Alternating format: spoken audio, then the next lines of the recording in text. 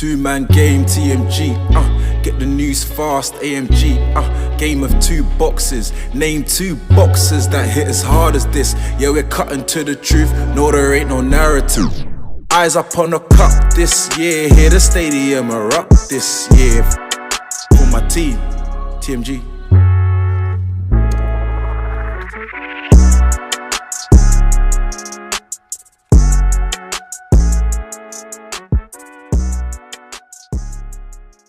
Welcome to the TMG podcast. Switch up. What's this episode 121? I don't even know why I'm so high. 2020. I don't want to know. I'm too high, but let's start off. I'm too high right now, but I wanted to start off the podcast on a solemn note. Talk about the great Franz Beckenbauer. Sad news that he passed away on the 8th of January. One of the greats of the game, progressed the game to where it is, made modern football what? It's part of the reason progression of modern football. It's a sweeper defender for the German national team. I think he's one of the only people to win the World Cup as a player and a coach. I believe so. Three players. There's only 3 players. Eight them in all. Deschamps. Didier. Yes, that's true. Oh, you try to catch him. There's one more. I don't know the other one. I think that one's Zagallo. Zagallo. Brazilian. I think one in 98 and 58 and 62 as a player, I believe. You didn't win in 98. Huh? You didn't win in 98. Sorry, no, 2002 then, so my bad. 2002, Scolo. He was part of that. Coaching stuff. Okay. So after that, 94. One of those years, he was part of it. I believe it, yeah. Well, Beckenbauer is known for his prowess on the ball. Being a defender that's also good on the ball, which would be very capable in this modern day football right now. I know that we've got football historian here, Mr. Mello, and he could probably give you more in depth understanding of what Beckenbauer was. Franz Beckenbauer, aka the Kaiser, which translates to the king. The king. Oh. Literally, he is one of the kings of football. The kings of the defence, king defender, greatest ever defender there's ever been, and probably for my lifetime will be. I don't really see. It's going to be very hard for a defender to become better than him. Definitely centre backs, full backs maybe, but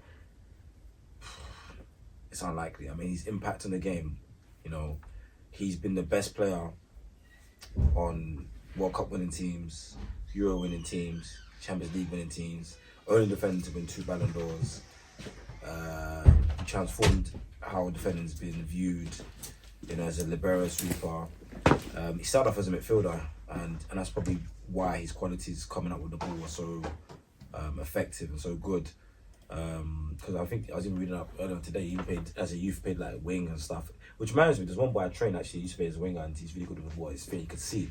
And that's if you look back at people like Ashley Cole and Roberto Carlos. That's why you shouldn't be so regimental in the progression of young players. 14 years, and Rio Ferdinand, those guys, they play further up the pitch when they're young, and that's why their technique is so good. And Franz Beckenbauer is, the epitome of that. 2-time Ballon d'Or winner, Euro winner in 72, World Cup winner in 74, won the European Cup / Champions League. I believe 3 years on the bounce. Was that with FC Hollywood or whatever they call FC Hollywood. But they weren't FC Hollywood before he started. They were in the 2nd division. Oh, he transformed what they were. In his debut season, they got promoted as a 17-18-year-old to the 1st division. And they started winning titles. And they may have won titles before. I'm not entirely sure. You can check it out. Bayern Munich. If he won their first league title. But they were in the 2nd division, they got promoted. And he's the biggest individual reason as a player why Bayern Munich is as big as they are. Bayern Munich, man, is a force, bro.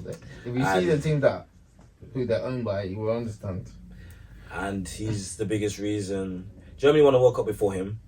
They won in 54 to great upset against Hungary with Puskas, I believe. But he's the greatest reason why German football is as big as it is. I mean, Franz Beckenbauer, what a player. It's a sad moment because we've lost, in the space of 2 years, or maybe even 18 months, we've lost a lot of pivotal icons, fundamental pieces in the story of football. Obviously, we've lost Beckenbauer, we've lost Bobby Charlton, who actually played against each other in the 1966 World Cup final, marked each other out of the game. Both their managers told them to mark each other out of the game, and you know, I was even having a conversation with one person, or maybe in one of my chats, that has there ever been a time where we've had two absolute greats, two top 10, top 20? How old was the guy that you were talking to? I think it was one of my chats, but yeah, the two top 20 players of all time where they've actually marked each other. How old was the guy? I was trying to mention him in my chat. Well, to be fair, you know, that's probably a rare occasion. Because Franz Beckenbauer is without doubt top 10 and definitely top 7. Are you saying marking each other one to one? Mark each other, not on the same pitch. Not like Messi Ronaldo. Okay. Where Messi Mbappe. Huh? Messi Mbappe. No, but they're not marking each other. Yeah, I'm just saying. They could be on the same side of the pitch. Yeah, but you're saying actually going mano defending. Yeah. You know, obviously, if let's we're playing in the middle of the park. Let's look at you know, the La Liga El Clasicos for a period of time when you probably had Iniesta, Xavi matching up against Modric and Cruz. I don't know what the overlap in that, but I don't know. They weren't at the peak of their powers, maybe. There was a bit of overlap, but or that time when Brazil played France in 2006. Okay, yeah. Because on that pitch was a lot of players that last hurrah or in their prime. But they want to mark each other. They had Zidane and Ronaldo, they don't want to mark each other. You have Ronaldinho one wing, they don't want to mark each other. You had Henry down the middle. The defenders, the centre-backs of Brazil weren't entirely great. Who the Brazil centre-mids? Centre-mids, Gilberto Silva, Kleberson, these guys. Okay, so it wasn't... Patrick Vieira, I mean, centre-backs from France, can't remember. There was no, like I said... But there was a lot of stuff. That game is probably the most Stardust you'd see in the last 20 years. I think Kaká was playing, he had a lot of Ballon d'Or winners. Or Ballon d'Or should be winners, like Henry and that. But you're saying there was no top 20? Yeah, I understand. Of all time, the closest thing that I can remember is Diego Maradona up against Lothar Matthäus, I believe in 1990, and I believe they faced again some other time, and they probably faced sometimes in Italy. But on the international stage, Lothar Matthäus as a CDM, DM up against Maradona as the attacking midfielder. Maradona, without doubt, top 4 of all time. Lothar Matthäus probably ekes top 25. Bobby Charlton, I think definitely top 25. Top. If you were to, you have to really go and delve deep down to put the list together. Yeah, those sort of guys. I mean, it was crazy, but yeah, he obviously got Messi number 1, Pele 2. I think it's a flip between Maradona and Ronaldo. You probably have Ronaldo 3, Maradona 4, and then 5. That's up for debate. Like a lot of names you can put there. You got Cruyff, you've got R9 could have a debate. Beckham has a strong case, strong debate, strong case. Zidane has a case. Obviously R9, Di Stefano, guys like that, Puskas. There's a lot of people that have a debate for who's 5th. A lot of guys out in can throw that in the ring. But I mean, yeah. There's some people would come in and tell you that Zidane's the best player they've ever seen with their eyes. You know. But yeah, more fair enough. About 4 Bundesligas he won. He also came back as a 36, 37-year-old to win it with Hamburg. It shows, you know, he's one of the most impactful players in terms of winning. You know, wherever he goes, he wins. He went to the Cosmos with Pele, and he won like 3 North American sports leagues, which later became the MLS. But obviously, those are not that valuable per se. But his impact of winning is phenomenal. Like Bayern Munich weren't really anything before him, and after him, they're Germany's biggest club by a streak. He laid the foundation, man. And you know, the skills he had, the ability he had, I think he would have adapted very easily to the modern game. Maybe pace would have been the issue, but I think he would have been on the ball. The ability on the ball would have stood out, and you know, he's kind of what the archetype modern centre back is right now. You know, being able to be comfortable on the ball, passing out from the back, and you know, controlling the game. Probably would have been. It may have been a DM. It may have been a. It may have been still centre back. There's some, not as much anymore, but you do get some short centre backs like 5'10", 5'11". You had guys like kind of Varo, like 5'9", Puyol, like 5'9". How tall was he? 5'11". 5'11" isn't like, it's not short. It's like average height. Yeah. I don't think it will struggle too much because of how tall is the average striker? Well, he's not facing a Giroud all the time, is he? Well, since in the German League, probably been fine. In the Premier League, may have been an issue, but he's just elegance, class, personified. And I was referred to him, leadership skills, like I said, on 100. Especially for ball playing centre backs, I say, look at him. He's the pinnacle of what a ball playing centre back is to be. Literally. Of course, the black and white footage is hard to watch. You've got more modern day examples that are probably easy to digest. But if you want to see the best, I mean, for me, that's why I respect history so much, because if I'm looking at it, I want to see the best.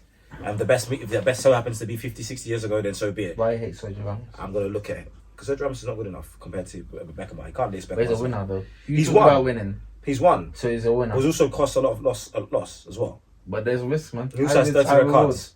High risk, high reward. Yeah, this guy doesn't have high risk. He just has high reward. Beckenbauer. There's a big difference in Beckenbauer and Sergio Ramos. You blaming PK for this? Sergio Ramos been seen as one of the greatest. You can The greatest of the Beckenbauer generation. Unfortunately, yeah. Thiago Silva close second. You got guys like Thiago Silva, Chiellini.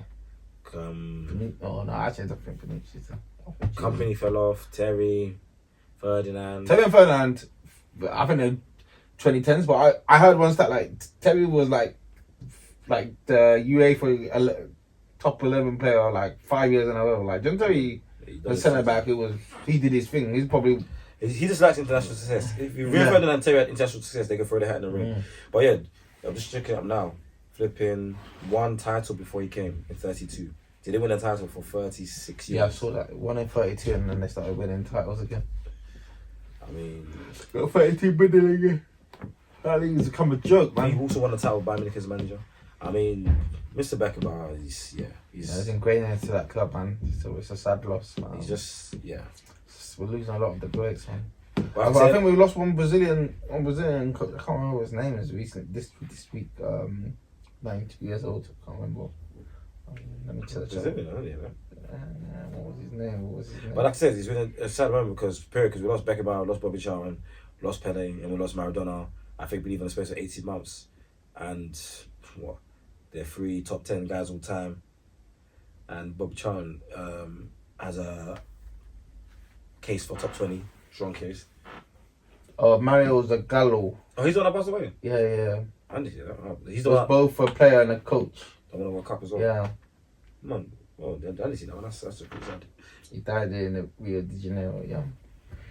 Sad, man. Sad. Even that, seeing as we're talking about football, let's move on to another sad topic. Let's talk about Arsenal. It's a sad. One win in the last 7. Is Arteta under pressure? You know what? I think I saw a clip today. Maybe they were talking about Arteta compared to Wenger in his last